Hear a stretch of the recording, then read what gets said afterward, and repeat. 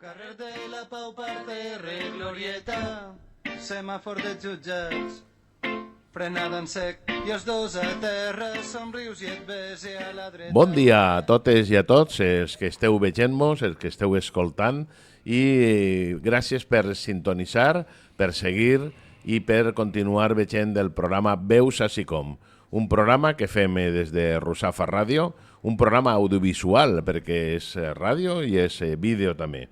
És un programa que sabeu que dediquem a les persones que s'ocupen i preocupen per millorar la societat. I sense més prolegòmens, ja tenim així a Salvador. Bon dia, Salvador. Hola, bon dia. O como diría el alcalde de Nueva York, ¡buenos días, Valencia! Molt bé. Es una frase muy bonita que ha quedado para los anales. Sí. Mira, igual el mateix presentem a partir d'ara també el programa. Como Mandani, sí. Bé, Salvador Beltrán Talamantes, com vos dia, és autor d'un llibre que Xina, la receta del prodigio, i d'alguna manera analitza com s'ha plegat fins així, no? D'acord a aquesta trajectòria que ha tingut Xina i que ara parlarem d'ella. Salvador, a banda d'amic, és llicenciat en Filosofia i Ciències de l'Educació, és enginyer tècnic industrial, màster en mobilitat, és una persona que ha estat molts anys treballant en temes de mobilitat, ara jubilat, però jubilat actiu, com tanta gent ne som, no? I gràcies a això ha pogut també fer el llibre, no? Ha sigut director d'equips d'I+D, ha sigut assessor de projectes d'incorporació de les bicicletes, la bicicleta pública, els accessos a nuclis especials, i també té una vessant ciutadana important perquè ell està adscrit i activista a moviments socials, veïnals i culturals de tot tipus, és fundador d'un partit polític local i ha sigut regidor en 2 legislatures i també ha impartit conferències i és articulista de premsa. De les últimes articles seus més coneguts són la seva posició respecte en contra de l'ampliació del port de València, en arguments d'enginyeria i en arguments socials, i la qual cosa és molt a destacar aquest testimoni personal. Però avui, Salvador, vens a contar-nos, perquè avui se presenta el llibre que ha fet esta vespre i la setmana que ve també, i ara parlarem d'això. Ja fa temps, en una conversa de les que organitza SICOM, tu participes, ja mos vas sorprendre en els teus coneixements de Xina, no? I aquesta Xina tan de contrastos, no? En un país de tants milions d'habitants i en un país que, a més, veiem pobres xinesos, no? Jo me recordo que inclús de xicotés, el dia del Domun, portaven una guardiola per replegar diners para els xinesos, no? Entonces, i ara està de moda, tu has escrit un llibre que portes 4 o 5 anys escrivint, i està de moda perquè tot el món va a Xina i, a més, és un país no sols emergent, sinó algo més. Primer, ¿cómo se te ocurre es comenzar a estudiar China? Antes me disculpo por no poder contestar en valenciano, que es muy malo el mío, me encallaría. Entonces, yo creo que parte de la concepción que tengo de investigar y de entrar al detalle de los elementos que más me llaman la atención. Entonces ahora tendremos ocasión de hablar más de esto, pero China, cuando te acercas, tanto da que estés allí como que estés en las redes, como que estés leyendo los periódicos, necesariamente te tiene que asombrar. Yo creo que no hay personas, da lo mismo que estés en la barra del bar tomando, incluso que ya lleves 3 cubatas, a que seas un intelectual que estés hablando de sociología o de geopolítica. Te tiene que asombrar, porque es un país que hace 75 años, va a hacer ahora, con la revolución de Mao, pues 10 años después murieron 60 millones de chinos de hambre. Eso no ha pasado nunca. 60 millones de personas muertos de hambre. Y ahora es el país el segundo más rico del mundo, pero ha tenido el ascenso meteórico más rápido que la humanidad ha tenido nunca en su historia. Jamás ha habido un movimiento social, un país o unos adelantos que hayan llevado a una masa de 1.400 habitantes desde la más absoluta pobreza de morirse. 1.400 habitantes, no. 1.400 millones de habitantes. He dicho, no, eran unos cuantos más. Pues desde la más absoluta pobreza a la situación en la que se encuentran ahora. Entonces, ese movimiento por lo menos despierta una gran curiosidad. Y yo leía mucho, veía mucho, estuve un par de veces viajando por allí y bueno, tengo que decir que para el que no lo haya hecho, cuando aterriza y abre los ojos en el aeropuerto, da igual que sea de Shanghái, que sea de Pekín o Beijing, es que se queda asombrado y cuando sale a la calle sí te das cuenta de que no estás en Nueva York porque los ojos son rasgados y las marcas de los coches hay muchísimos eléctricos, pero más allá de eso dirías que estás verdaderamente en Nueva York o algo parecido. Pero no solo eso, es que luego te adentras en cómo funciona la economía, cómo funciona la política y ves que es otra cosa, ves que es completamente distinto. Yo que he tenido la suerte de poder viajar mucho, te estás encontrando con que viajas a Francia, a Alemania, a Estados Unidos, a Canadá y te estás encontrando, por ejemplo, en los centros comerciales siempre las mismas tiendas, siempre la misma y te sitúas allí y no sabes realmente en qué país estás porque todos son iguales.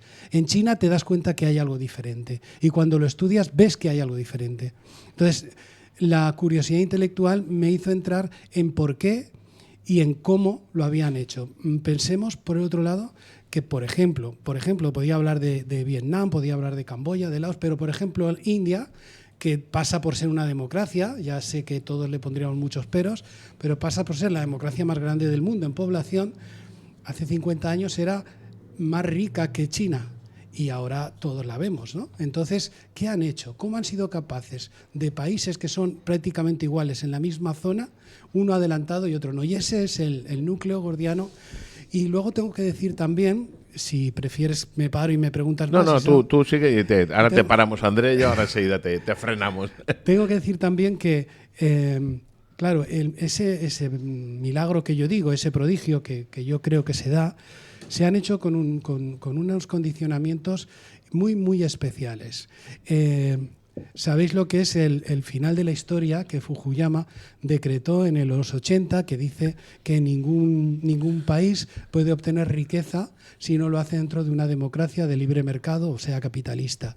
Pues ahora viene China y nos demuestra que no es verdad. Pero no es que viene China como uno más, es que es el único país del mundo que puede levantar la bandera y decir no. Desde una posición que no es de libre mercado, desde una posición que el capitalismo no es el que reina, que las empresas no son las que mandan, sino que sigue mandando el Estado, somos capaces de llegar a ricos. ¿Cómo lo han hecho? Pues lo han hecho de alguna manera. Quiero decir que eso no es caído del cielo, eso no es casual. Hay un proceso por el que se ha llegado ahí. Com planteges o com has descobert? Perquè, clar, primer tenen una cultura mil·lenària, perquè, clar, molt desconeguda, perquè Occident té una forma de mirar-nos el melí que desconeix el que n'hi ha cap a l'est, no? Una cultura mil·lenària en una situació, com dius, de fa 75 anys que se moria la gent de fam, i ese model, com classificaries? Perquè s'ha dit un model comunista, però de lliure empresa, comunista de capitalista. Com se defineix? Encara que les definicions mai no abarquen realment la complexitat, ¿no? Ellos dicen, lo dice Xi Jinping, que es socialismo de mercado o capitalismo de Estado, que es una mezcla de las dos. Pero es que realmente es así. O sea, ya pasando del tema semántico y de las etiquetas que a veces en la barra del bar nos gusta, pero es comunista, pero no es comunista, pues si es comunista hay más ricos que en Estados Unidos. Bueno, podemos entrar a todas estas cosas, pero sí es una mezcla de las dos. Yo lo defino, no lo he leído en ningún sitio, yo lo defino como libre mercado vigilado. Entonces ¿recordáis aquello, yo no sé si aún funcionan, de los canódromos donde se ponía una liebre y todos los perros corrían detrás? Pues ahí se pone una liebre para los fabricantes industriales chinos y para todos los chinos en general, que es la riqueza. Han pasado del comunismo, que la propiedad privada está cerrada y que la riqueza está muy, muy controlada por el Estado, a decirles no, podéis ser ricos, podéis tener propiedades. Las propiedades de las empresas numéricamente es más alta que la del Estado. En volumen no, pero numéricamente sí. Entonces se les da la liebre de que podéis haceros ricos si trabajáis y os esforzáis. Y una de las cosas que tiene la cultura china es la cultura del esfuerzo, que está incluso sobredimensionada, más allá de lo que nos puede parecer lógico. Pero entonces se deja correr a las empresas siempre y cuando, y ahí aparecen los peros. Pero si no entras en las líneas rojas, si no entras en los peros, de los que ahora podemos entrar, puedes hacer lo que quieras. Y eso sí es capitalismo. Funciona como un libre mercado. Pero cuidado no, porque todo el mundo lo sabe. y hasta dónde puedes llegar. Y cuando llegas a ese límite, te tienes que parar o tienes que hacer lo que te diga. ¿Y qué tipo de límites, hablando de límites, tienen? Sí, pues primero, los límites han evolucionado mucho desde que entró Deng Xiaoping en los 80, que es cuando empieza la verdadera revolución, porque aunque la revolución formalmente está cuando llegó Mao al poder en el 49, en 1949, pero realmente la experiencia de Mao fue desastrosa, terrible, cruenta y llena de muertos, entre ellos esos de hambruna, ¿no? A partir de Deng Xiaoping es cuando empieza verdaderamente la revolución. Inicialmente los límites eran muchos. Las empresas que entraban en las zonas económicas especiales, seguramente alguno lo recordará, cuando se compraban pantalones chinos, pero que en realidad eran cosidos en China, estaban cortados y tintados en otro país, ¿no? Allí las restricciones eran máximas, ahora las restricciones son muy bajas. Hablemos, si quieres, de las actuales, ¿no? Las actuales es, el gobierno marca unos patrones de empresas que no pueden ser nunca privadas, y las hay, y en general son las que podemos tener todos casi por lógica, que son las de defensa, obviamente, las de energía, por ejemplo, agua, luz y generación de electricidad, la banca, que está prácticamente toda privatizada, y luego esos, digamos, que son... ¿Banca privatizada, dices? No, lo he dicho mal. Es Ah, pública, la banca vale. es pública, absolutamente pública. Hay algunos rasgos de intentos de privatización que se han dejado, pero siempre revisando por el rabillo del ojo. No, es pública fundamentalmente. Además, yo creo que es uno de los factores que han hecho... ha ayudado al crecimiento. Ayudado mucho, sí. Y entonces, ¿ahora dónde están? Pues cuando China decide, como ha decidido, que uno de sus objetivos, voy a poner hace unos poquitos años y voy a poner los actuales, cuando se decidió que el 5G era una opción muy importante para el mundo y que dominar el 5G iba a tener una trascendencia geopolítica importante, porque se me ha olvidado decir que China para mí es importante, pero no en sí misma, o sí, pero también en la escena mundial. O sea, lo importante de China para mí es la pieza del puzzle más importante en la escena mundial de geopolítica, la que está determinando las disrupciones más importantes. Pues si China decide que el 5G es lo más importante, coge a una empresa puntera, Huawei, que casualmente tiene una participación del Estado importante, pero lo tienen casi todas las empresas que son, de manera que los directivos, si ganan mucho dinero la empresa, van a ganar también mucho dinero, porque la mitad es suya, pero la otra mitad es del Estado, con lo cual están trabajando para el Estado, pero el Estado tiene el control de la empresa. O sea, es un mix que lo pongo así de fácil, es más complicado, pero es así de fácil. Usted gane dinero, que sí que se forrará, pero nos va a hacer que nos forremos nosotros también. Y si no hace que funcione, lo vamos a destituir, porque somos los que controlamos y no tenemos más interés que esto vaya bien. Entonces, deciden que el 5G va adelante, cogen una empresa como Huawei y le dicen, ¿qué necesitas para ganar el mercado y poder salir al extranjero? Que es lo que siempre están intentando, invadir, lo digo, pues suena mal, sí, no, pero ocupar sí, el mercado internacional. Entonces Huawei dice, pues lo primero necesito economía de escala, y entonces decretan que las empresas que le están haciendo la competencia a Huawei, pues que tienen que empezar a retirarse del 5G. Dejarle el campo libre al 5G, que se dediquen a la telefonía doméstica, a otras cosas. Entonces Huawei va cogiendo envergadura, va haciendo grandes desarrollos en I+D, y cuando ya está preparada, la sacan al exterior.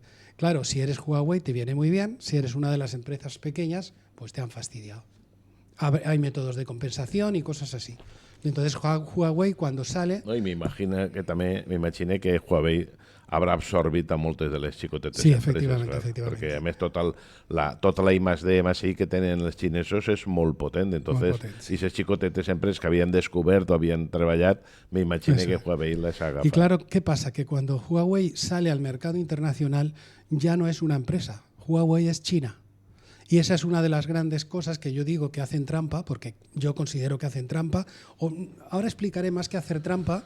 En Europa se juega al fútbol y ellos juegan al balonmano. Está muy bien cuando cada cual juega en casa, pero cuando en el mercado internacional van a jugar, ¿con qué reglas se juega?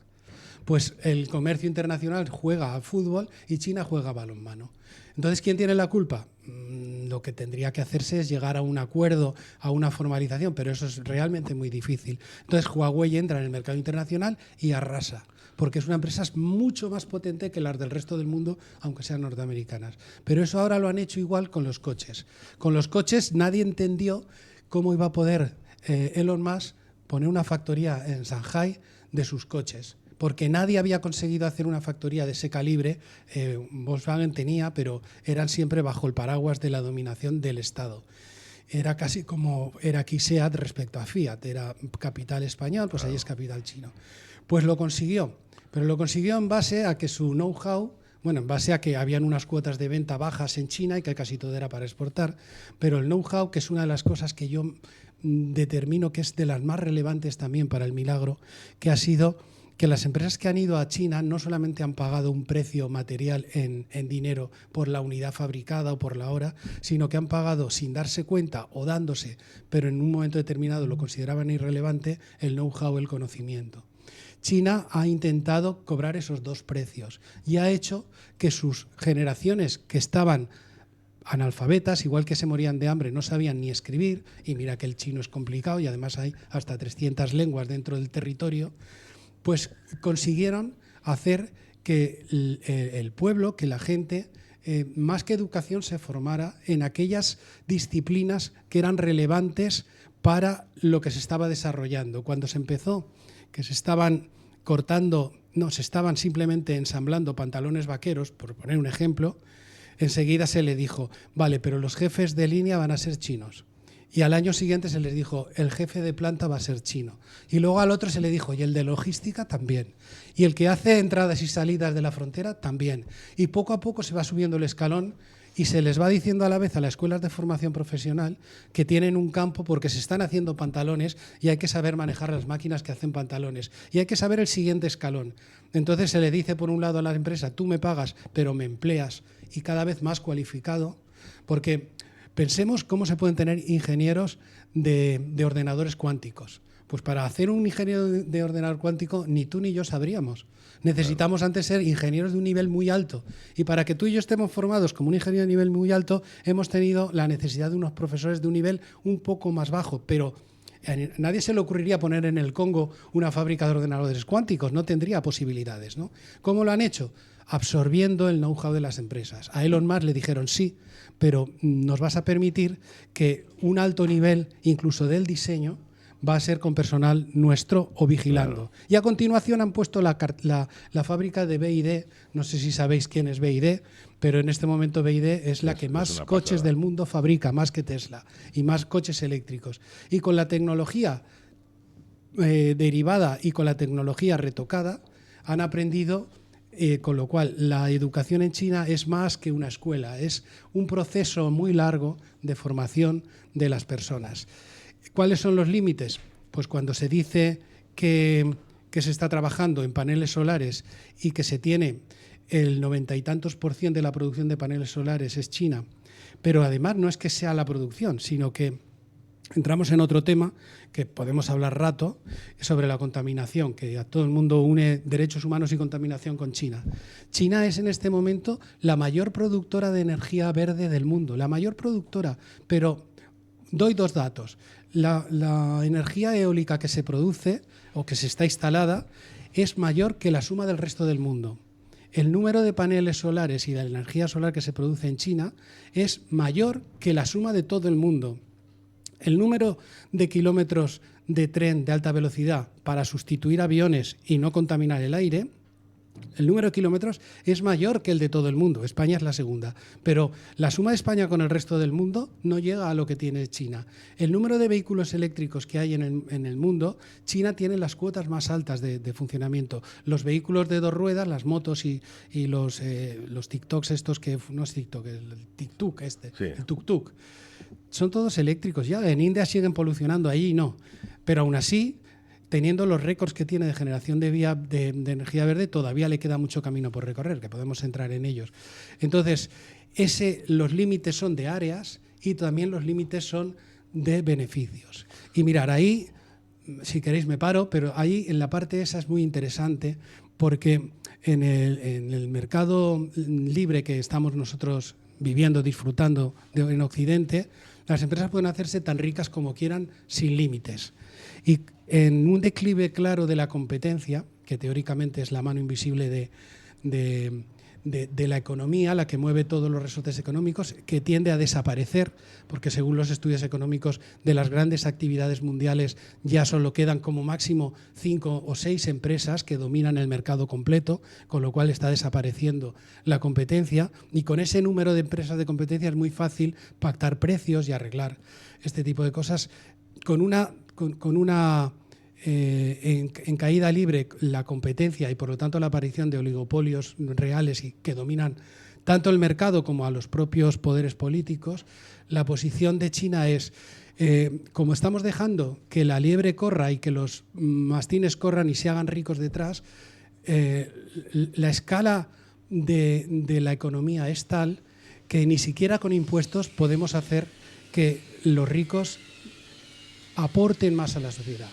¿Cómo podemos ver a gente como Elon Musk, lo digo porque es el más conocido, que tenga esa fortuna que es verdaderamente obscena y que a través de impuestos sea imposible recuperar una parte de ese beneficio? Pues China se lo plantea y se crea un impuesto nuevo que es discrecional. ¿A quién se le ocurriría aquí?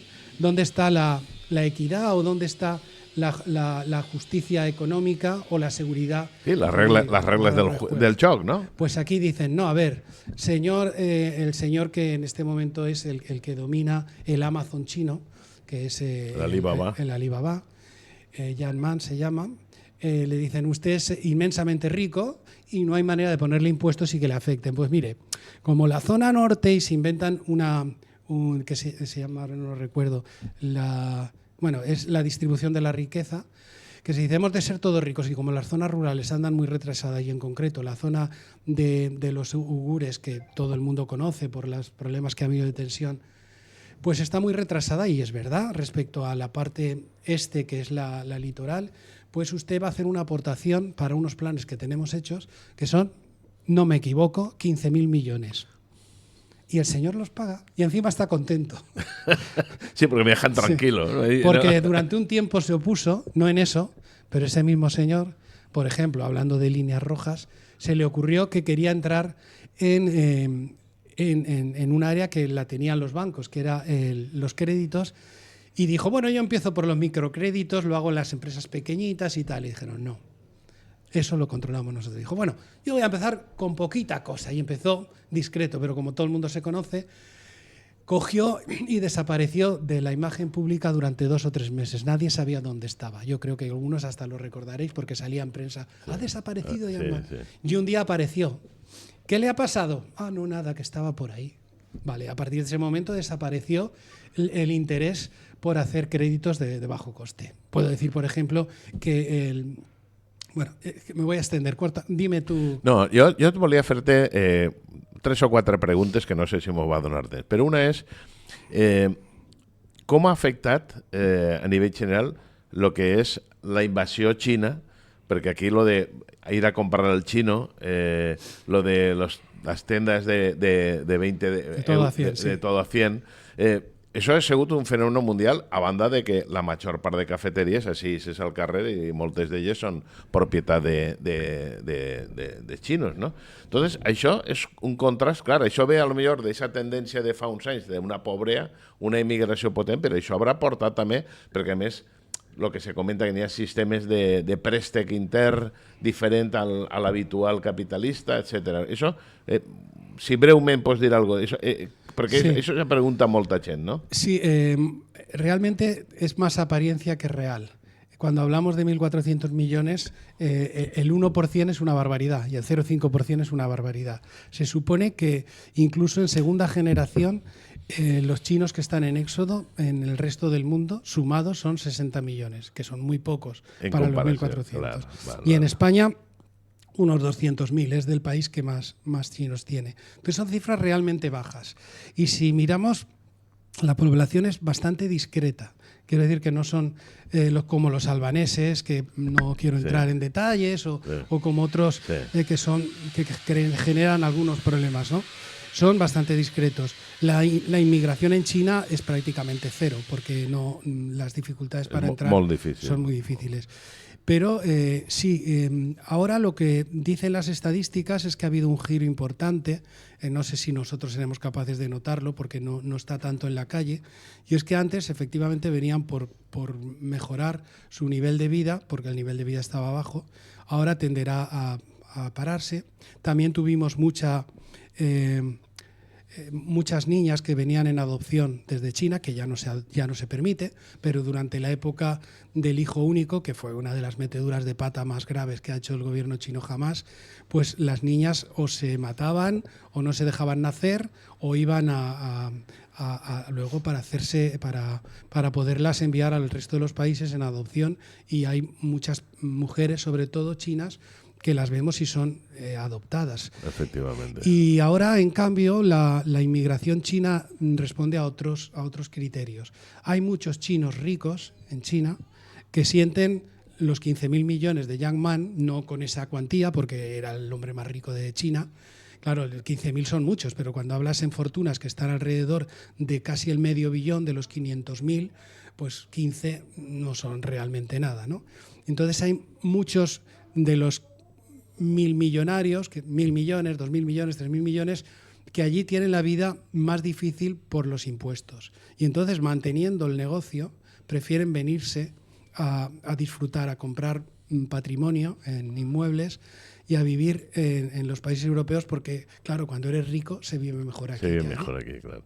I una altra qüestió és, sempre s'ha parlat de que el que és el deute americà, nord-americà, dels Estats Units, són propietaris, sobretot Xina té, i que això és una arma que té cada vegada que els americans volen apretar-les i diuen que retires la pasta y te afona el país, ¿no? Yo eso lo abordo en el libro, pero reconozco que es una de las partes más complejas para el público en general. Pero efectivamente la gran riqueza de Estados Unidos, se quiera o no ver, y lo acepte este señor del pelo naranja que tiene ahora, que yo lo comparo con un mono jugando al ajedrez, que como no entiende el juego le da una patada a todo y así gana, porque como es el más fuerte gana con todo, pero sin ninguna capacidad de juzgar. Pues efectivamente el mayor acreedor de Estados Unidos es Japón, no China, pero el segundo es China, y es en unas cantidades extraordinarias.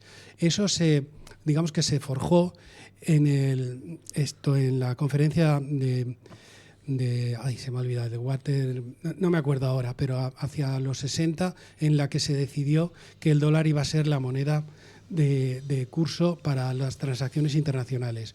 Y entonces el refugio para la inversión, y países que eran pobres en su momento, como China, sí compró mucha deuda americana.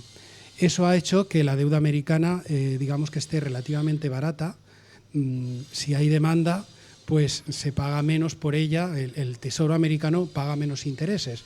Si nadie la quisiera, pues tendrían que subir los intereses. Y esa es la guerra que tiene Trump con el presidente de la Reserva Federal, que él quiere que se bajen los intereses para que el dinero circule más y el IPC de Estados Unidos consiga bajarlo, porque se está disparando gracias a sus aranceles.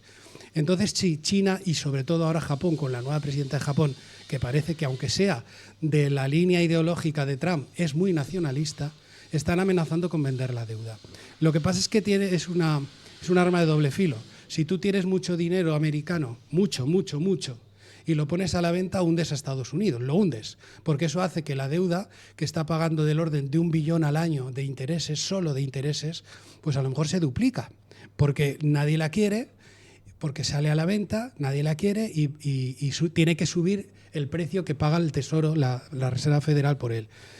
Pero ¿qué es lo que pasa? Que si haces eso, también tus divisas, a no ser que consigas venderlas en un día, en un instante, tú también pierdes. Entonces, si tienes 1 millón y vendes 10.000, en dólares, tú también pierdes. Claro. Entonces, claro, ahí todos los países están encerrados. ¿Qué ha hecho China? Como muy lista y lleva mucho tiempo en esto y está viendo que la guerra comercial no viene de Trump, viene del Trump anterior y también de Biden, que también han seguido la misma política, solo que discreta, ha empezado a diversificar. Entonces lo que está haciendo es vender deuda desde hace ya bastantes años, pero de forma lenta. Japón ahora ha amenazado con vender mucho más de golpe.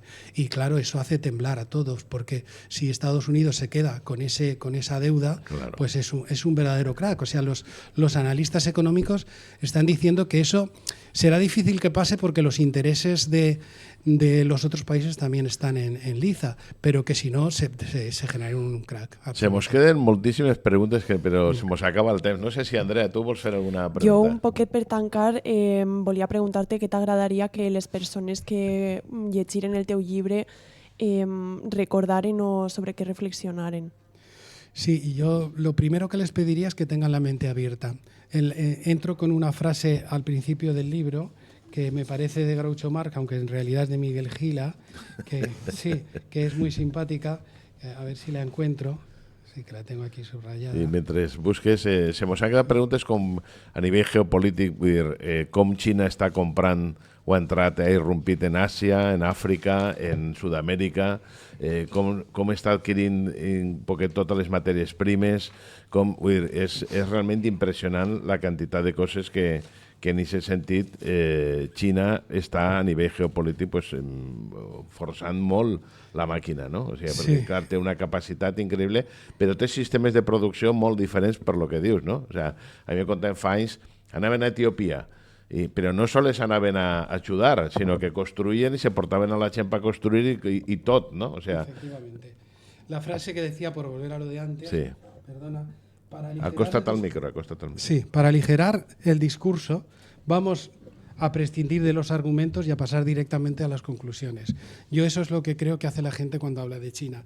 Ya tengo un prejuicio formado, normalmente negativo, entonces le diga lo que le diga, que casi como que le resbala. Entonces yo lo que le pediría al lector es que como método intentar abrir la mente y ponerse en la situación de personas que tienen una cultura diferente y una cultura para las que lo colectivo, eso que era el yin y el yang, eso que era la armonía universal, lo viven intensamente. Entonces, pese a que el egoísmo, la búsqueda del bienestar está también presente, nadie son angelitos de la caridad, pero lo público es muy importante para todos. Y con ese punto de vista se puede entender el resto.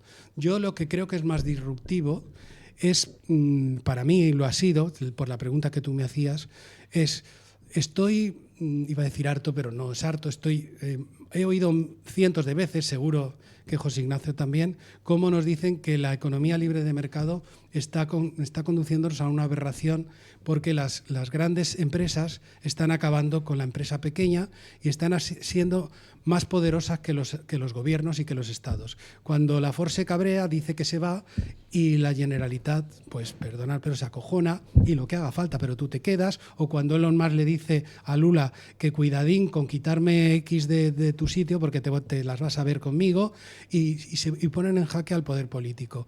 China ha eliminado eso. Puede que tenga otros problemas, pero yo lo que sí que digo es que sí que hay posibilidades de rectificar. Y Europa lo está haciendo.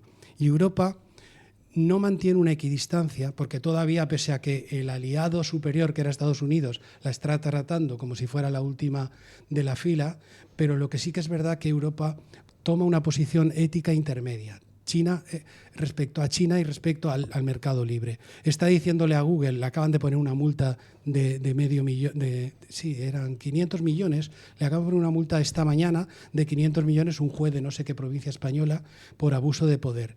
En Europa le han puesto a Google varias multas y ahora tiene que ser el propio Trump el que defienda a las empresas. Pero, quiero decir, de China tenemos que aprender a que las empresas no pueden dominar el mundo. Y que vamos en esa dirección. Y que lo que la economía libre de mercado era buena, entre comillas, con una serie de maldades y aberraciones, pero no al nivel que ahora está.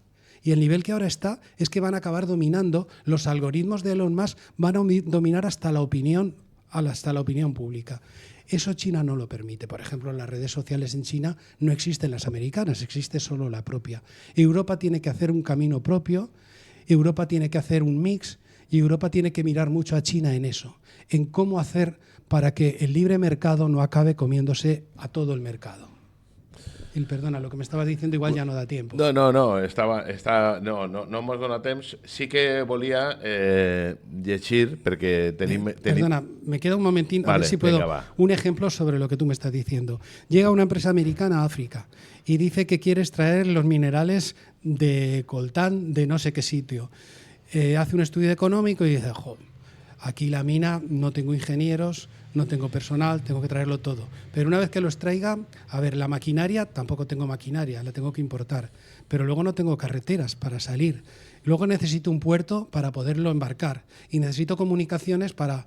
No puedo, no me sale rentable, lo dejo. Llega a China y dicen, quiero el coltán. ¿Cómo lo haces? Tengo todos estos problemas. Nada, no te preocupes. Yo no soy una empresa, yo soy China. Y soy China y tengo una empresa que hace carreteras, una que hace telecomunicaciones, una que hace camiones, una que saca el mineral, una que hace puertos y unas navieras magníficas que me llevan el mineral hasta donde tú quieras. Me es rentable. Echas números y dices, pues ni aún así es rentable. Y dices, sí, porque los trabajadores son míos, los pongo yo.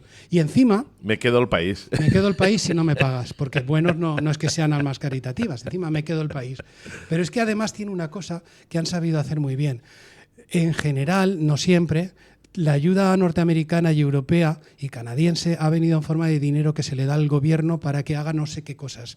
Y el dinero se queda por el medio. No sé qué, claro. Los chinos dicen, no, yo no te doy el dinero, yo hago la obra y me la debes. Y si no me la pagas, pues en una letra pequeña, en unos contratos que siempre son ocultos, los contratos nunca son públicos, ahí pone, como en Grecia, que el puerto del Pireo yo te ayudo a restablecerlo, pero si no me lo pagas me lo quedo yo, y ahora el Pireo es chino. Vale. Y en Valencia, por cierto, y hablando del puerto, la compañía más importante que quiere que se reforme el puerto es China. Vaya.